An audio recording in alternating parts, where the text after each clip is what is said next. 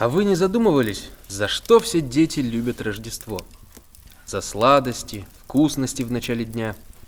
Ведь ценно, когда сегодня, когда сейчас. Вспомните свое нетерпение подарить подарок любимому, близкому человеку, когда надо еще немного подождать. Хочется прямо сейчас. И вообще, все наши «прямо сейчас» воплощаются в канун Рождества, когда каждый день можно прожить как праздник. Это первое. А второе.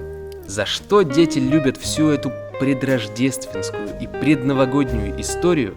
Это, конечно, за мечту.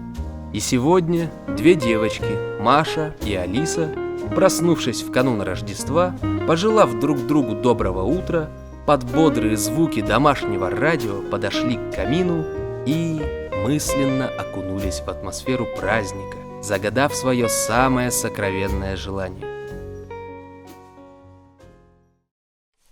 Слушай, а какое сегодня число? По-моему, 10 декабря. Значит, сегодня 10-й день адвента. Точно, пойдем к календарю посмотрим, что нам достанется, и загадаем желание. Пошли.